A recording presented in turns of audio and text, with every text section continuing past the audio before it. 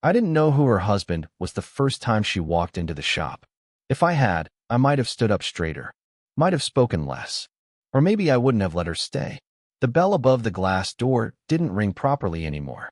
It made this dull, half-choked sound, like it couldn't decide whether to announce someone or just give up halfway. That's how I noticed her, not by the sound, but by the silence that followed it. I was halfway under a reception desk, fixing a loose cable for the card machine. My hands were blackened, the floor smelled faintly of polish and dust, and the late afternoon light was doing that thing where it made everything look slower than it was. "Take your time," she said. I hadn't even realized she'd stepped all the way in. Her voice wasn't loud, but it didn't need to be. It landed somewhere steady, assured, like she wasn't used to repeating herself. I slid out from under the desk a little too quickly and bumped my shoulder. "Yeah, sorry. I didn't hear the—" I gestured vaguely toward the door, then stopped. She was standing just inside, one hand still resting lightly on the handle like she hadn't fully decided to stay. Mid-40s, maybe a little older. Not trying to look younger. No effort in that direction at all. And somehow that made everything else about her feel intentional. Her coat was simple, tailored, dark. The kind of thing that didn't ask to be noticed, but made everything around it feel slightly out of place. "I'm not in a hurry," she said again, softer this time. There was something about the way she looked at the space. Not at me yet, just around, like she was measuring it without judging, taking it in piece by piece. I wiped my hands on a rag that didn't really help. "What can I help you with?" She stepped forward, slow but not hesitant. "I was told you handle small business repairs. Systems, wiring, that kind of thing." "Yeah, that's me." Another pause. Not awkward exactly, just unfilled. "My mother owns a shop," she said. "It's been having issues. Payments not going through.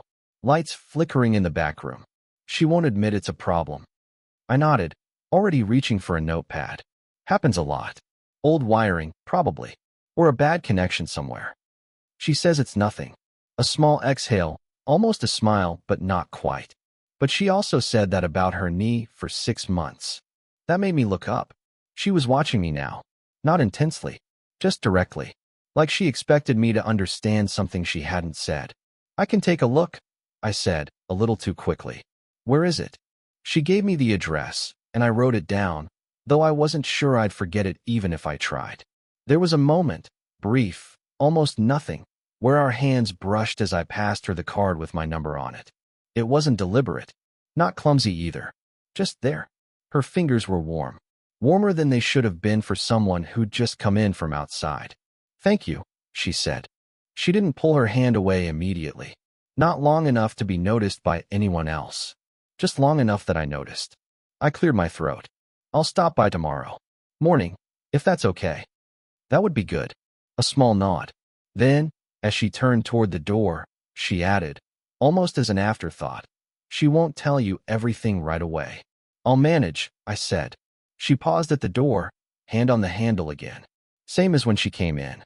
"For her sake," she said, glancing back. "Don't let her." Then she left, and the bell made that half sound again, quieter this time, like it didn't want to interrupt whatever had just happened. I stood there longer than I needed to, the notepad still in my hand, her address staring back at me like it meant more than it should. It wasn't the job. I'd taken dozens like it. It was the way she said things without finishing them. The way she looked at me like I was already part of something I didn't understand yet. And later that night, lying in bed, staring at the ceiling I hadn't bothered to repaint in years, I kept thinking about the way her hand didn't move. I got to her mother's shop earlier than I needed to. It was the kind of place that hadn't changed its layout in years. A narrow entrance, shelves packed too tightly, a counter that had seen better days. The air smelled faintly of old paper and something sweet, like wrapped candy left too long in a drawer. Her mother greeted me before I could even introduce myself. Talkative, distracted, insisting everything was mostly fine, while pointing out 5 different problems at once. I listened, nodded, crouched behind the counter to check the wiring. It didn't take long to see the issue. Old connections, worn insulation, nothing dramatic. Fixable. But I stayed longer than necessary. I told myself it was because she kept interrupting, asking questions, offering tea I didn't have time to drink. But really, I was waiting. She showed up just past noon. No announcement this time. Just the soft shift in the room when someone enters and somehow changes the air without trying. I hope she's not overwhelming you, she said, stepping closer. I straightened up, brushing dust off my hands. I've handled worse. Her mother laughed loudly from the back. He's polite. That's dangerous. The older woman, her, gave a small smile at that, but it didn't quite reach her eyes. You found the problem? She asked.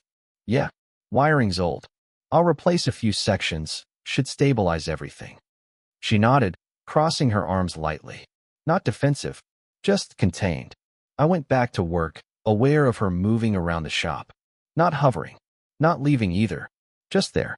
Occasionally adjusting something on a shelf, speaking quietly to her mother, then falling silent again. At one point, I felt her step closer behind me. You don't have to rush, she said. I'm not. A pause. You say that, she replied, but you keep checking the time. I glanced at my watch without thinking, then stopped. She wasn't wrong. Habit, I said, or something else. I looked up at her then. She was leaning slightly against the counter, one hand resting flat on the surface. Her fingers were still, too still, like she was holding them there on purpose. Up close, she looked tired. Not in a way she'd admit. Not something obvious. But it was there, in the faint tension around her eyes, in the way her shoulders didn't fully relax even when she wasn't moving. You should sit, I said, before I could stop myself. She let out a quiet breath that almost sounded like a laugh. I'm fine. You don't look fine. The words hung there longer than I expected. For a second, I thought I'd crossed something.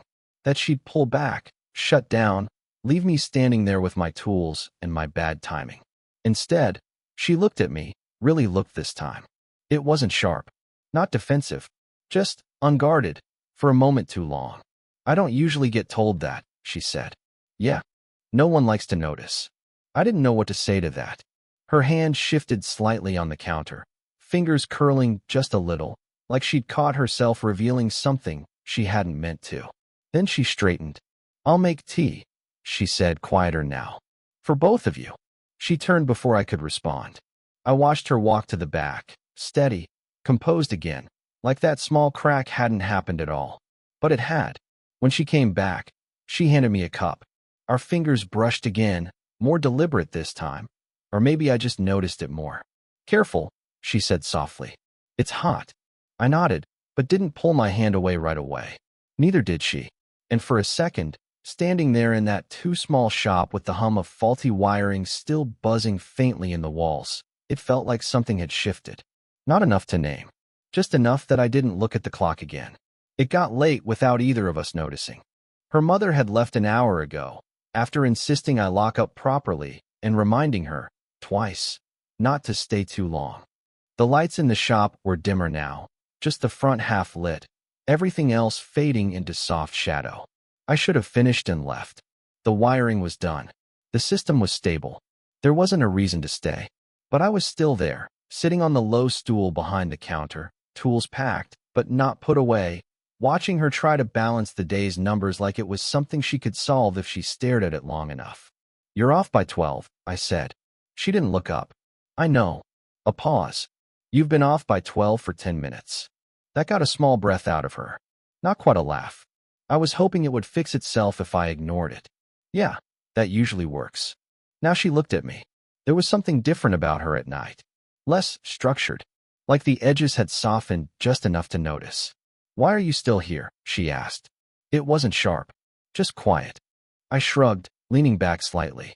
Didn't feel right leaving without making sure everything holds. That's not why. I didn't answer. She closed the ledger slowly, her fingers lingering on the page like she wasn't ready to let it go. Most people finish their job and leave, she said. They don't sit around watching someone miscalculate small amounts of money. Maybe I like watching people struggle. She gave me a look, brief, almost amused, then shook her head. That's not it either. Silence settled between us again. Not uncomfortable, just full. Outside, the street had gone quiet. A car passed once, headlights brushing across the glass, then gone. The shop felt smaller after that. She stood up, stretching slightly, one hand pressing into her lower back for a second before she caught herself and dropped it. "You should go," she said. But she didn't move toward the door. I stayed where I was. "You don't want me to," I said, before I could rethink it. That landed. Not loudly, not dramatically, but it stayed there between us. Her eyes shifted, just slightly, like she was deciding whether to deny it or let it sit. "I didn't say that," she replied. "No," I said. "You didn't." Another pause. She stepped closer to the counter, not all the way around it, just enough that the space between us changed. Smaller. Noticeable. "You're—" she started, then stopped. I waited. Her fingers tapped once against the wood, then stilled again. "You notice things," she said finally. "I try to. That's not always a good thing." "For who?" This time, she didn't answer. Instead, she leaned forward just slightly, her hands resting on the counter, closer to mine than before. Not touching, close enough that it felt like it could happen without either of us meaning it. I could see the faint lines at the corner of her eyes now. The way she held herself like she was used to being steady for other people. "You shouldn't stay this late," she said quietly. But her voice had softened in a way that didn't match the words. "Then tell me to leave," I said. She looked at me. Really looked. And for a second, it felt like she might say something else. Something that would change the shape of this entirely. Her hand shifted, inching closer across the counter. Mine didn't move. Not yet. Then, her phone rang. Sharp. Loud. Out of place. She pulled back immediately, the moment breaking like it had never been stable to begin with. The screen lit up in her hand. She glanced at it, and something in her face tightened. Not fear. Not quite. Recognition. "I have to take this," she said. I nodded, already stepping back, giving her space that felt too big now. She turned slightly away as she answered, her voice lower, more controlled. "Yes. I'm still here." A pause. "No, it's handled." Another pause. Longer this time. I said it's handled. I looked down at my hands, at the faint marks the wires had left across my fingers. I could leave. I probably should. But I didn't move. Behind me, her voice dropped even further, almost a whisper now. "No, he doesn't know." That made something in my chest tighten. I didn't turn around. Didn't ask. Didn't move toward the door. Because part of me already knew. If she hung up and looked at me again, I wasn't sure I'd step back this time. She didn't come back the next day. I told myself it didn't mean anything. People get busy. Things come up. There were other jobs, other places to be. I finished the last bit of paperwork for her mother, double-checked the wiring, and left before I could start waiting again. But on the third day, I went back. No real reason this time. The shop was quieter without her. Her mother talked the same, moved the same, but something about the place felt off. Like a room after someone leaves, and you can still tell where they were sitting. "She's been home," her mother said when I asked, too casually. "Headache. Or maybe just tired. She doesn't say much." I nodded like that made sense. It didn't. I was halfway out the door when I heard it. Her voice, low, from the back room. She didn't need to call him. I stopped. Her mother said something I couldn't catch. "I know what it looks like," she replied. "That doesn't mean it is." There was a pause. Then softer, almost tired. "I'm not doing anything."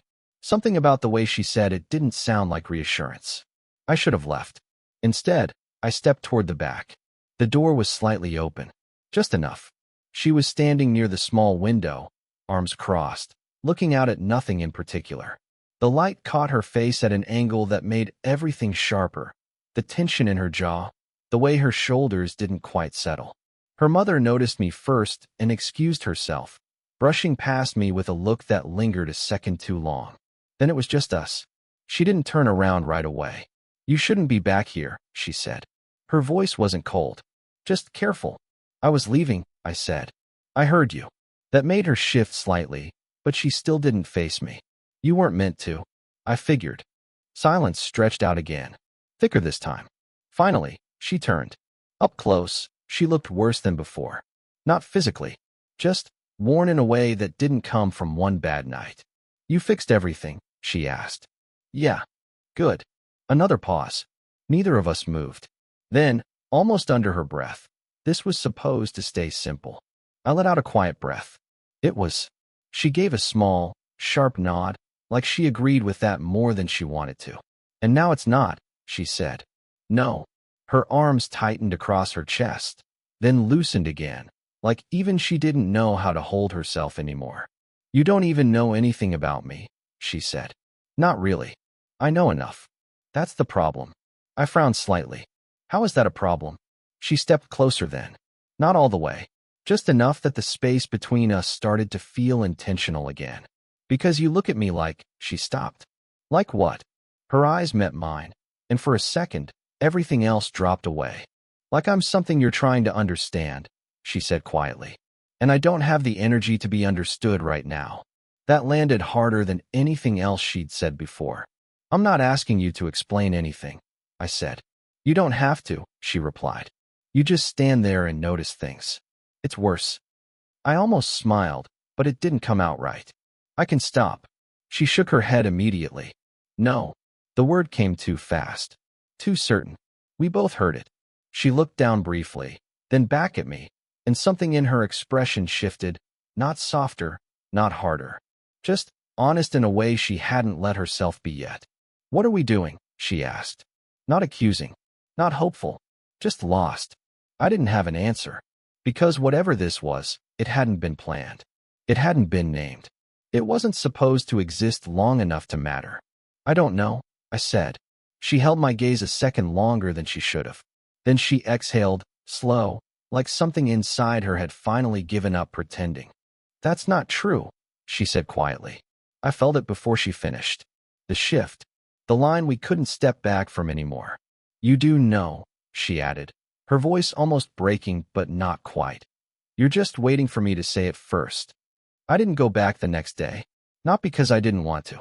Because I knew something had already shifted too far, and I didn't trust myself to pretend it hadn't. But that evening, my phone buzzed. Unknown number. I let it ring once, twice, then picked up. You left your tools. Her voice quiet. Controlled. Like she'd rehearsed saying just that and nothing else. I sat up a little straighter. I didn't. They're here, she said. In the back. A pause. You can pick them up. If you want. If you want. Like it wasn't obvious. I'll come now, I said. Another pause on her end. Slight. Barely there. All right. She hung up first. The shop was closed when I got there. Lights off in the front. Only a dim glow from the back room. The door wasn't locked. I stepped inside, the quiet settling around me again, heavier this time. She's not here, she said from the back. I sent her home early. I walked in slowly.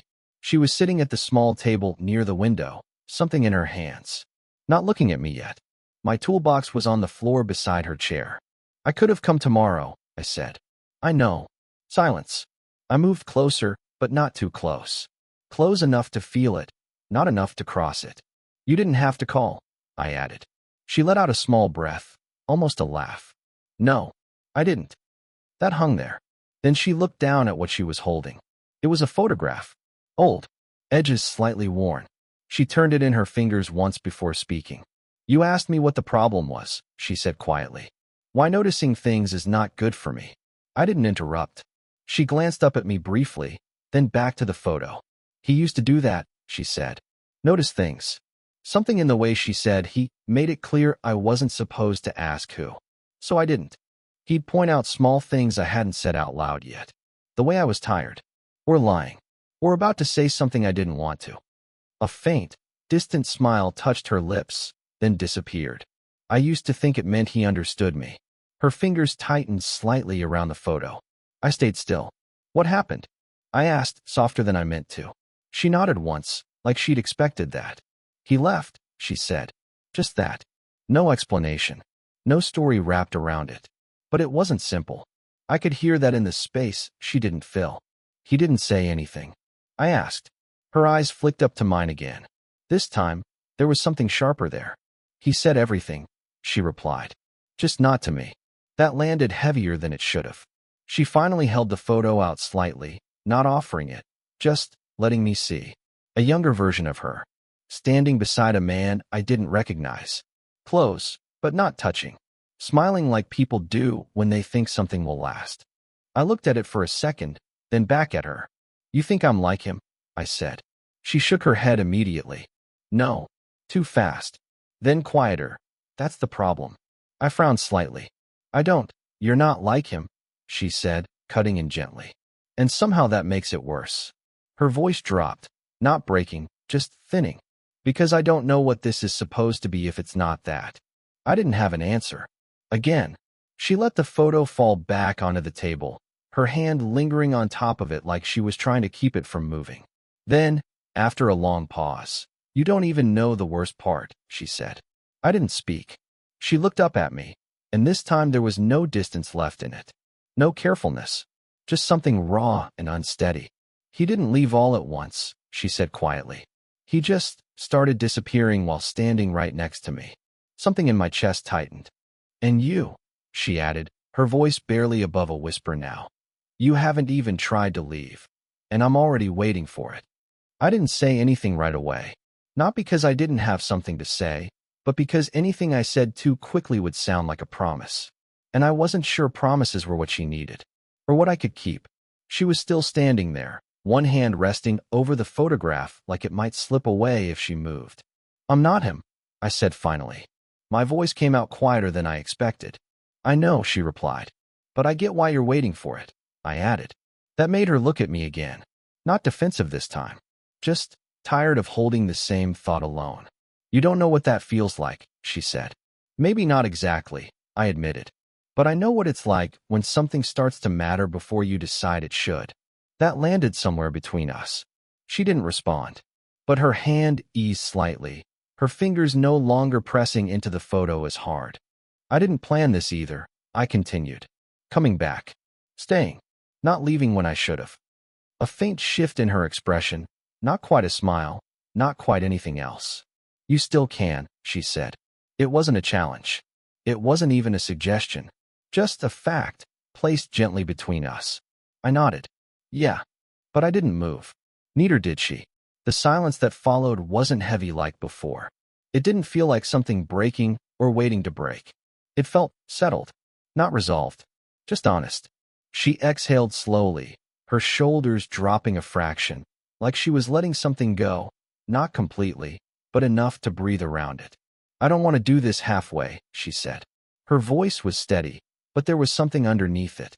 Not fear exactly, just caution that had learned its lesson. "I know," I said. "And I don't want to spend weeks pretending this is nothing," she added. "Or months convincing myself it won't hurt if it ends." I glanced at the photo on the table, then back at her. "It might hurt anyway," I said. She let out a small breath. "That's not very reassuring." "It's honest." That seemed to matter more. Another pause. Then, quietly, "What happens if you don't leave?" she asked. The question stayed there, not urgent, not demanding. Just real. I stepped a little closer. Not enough to corner her. Just enough that the space between us didn't feel like distance anymore. "Then I don't leave," I said. She searched my face for something. Hesitation, maybe. Or certainty. I wasn't sure which one she found. Her hand shifted slightly on the table, no longer covering the photo. Without really thinking about it, I reached out. Not for her. Just toward the edge of the table. My fingers stopped there, resting against the wood, close enough that if she moved even a little, she did. Not all at once. Just enough that her hand brushed mine. Then stayed. No tension. No pulling back. Her fingers were still warm. We didn't look at our hands. We didn't say anything else. The shop was quiet around us, the lights dim, the world outside already moving on without noticing any of this. She leaned forward slightly, not toward me exactly. Just enough that the space between us softened into something shared. Not a decision. Not a promise. Just not leaving. And this time, neither of us stepped back. I didn't find out about her husband right away. Not that night. Not the week after. It came later, in pieces, the way things like that always do. A name mentioned too casually. A headline I almost ignored. A quiet correction from someone who assumed I already knew. Reserved. Private. Multi-billionaire. The kind of man people describe in numbers, not in details. And the kind of man who had been quietly funding her mother's shop long before I ever stepped inside it. I remember sitting with that information longer than I should have. Not reacting. Just turning it over in my head like it might change something if I looked at it from the right angle. It didn't. Because by then, Whatever this was between us had already moved past the part where things made sense on paper. She told me the rest herself. Not all at once. Never all at once. We were sitting in the shop after closing, like we had a habit of doing by then. No urgency to leave. No need to fill the silence either. He doesn't interfere, she said, tracing the rim of her cup with her finger. That's his way of caring. I didn't respond right away. He makes sure things don't fall apart, she added. Just from a distance. There was no bitterness in her voice. That was the part that stayed with me. Just something quieter. Something that had already been accepted. And you? I asked. She looked at me then. I stayed, she said simply. That was it. No explanation. No defense. Just a choice she'd been living inside for longer than I could understand. But something had changed. Not suddenly. Not dramatically. It was smaller than that. She started leaving things unfinished sometimes, a sentence, a thought, and not rushing to fix it. Like she was learning to exist without closing every door behind her. And me, I stopped trying to figure everything out before letting it matter. I didn't need to know where it was going, or how it would end. That used to bother me, the not knowing. Now it felt honest. We didn't define anything. We didn't make rules or promises that sounded good in the moment. We just kept showing up. Some days were quiet. Some were heavier than others. There were still pauses, still moments where one of us almost said too much or not enough. But we didn't pretend it was simple anymore. And somehow, that made it easier. I still notice things about her. The way she holds her cup when she's thinking. The way her voice changes slightly when she's tired but doesn't want to admit it. She notices things too now. Not everything. Not like before. Just enough. One night, as we were closing up, she reached for the light switch and stopped halfway. Do you ever think about how this ends? She asked. I looked at her, then at the dim room around us. Sometimes, I said. And I shrugged lightly. I think, maybe it doesn't have to end the same way everything else did. She didn't answer right away. Just nodded once, like that was enough for now. We turned off the lights together after that. No rush. No distance. Just the quiet understanding of two people who didn't expect forever, but stayed anyway. And somehow, that felt more real than anything I'd known before. If this story made you feel something, let me know in the comments. Would you want more stories like this?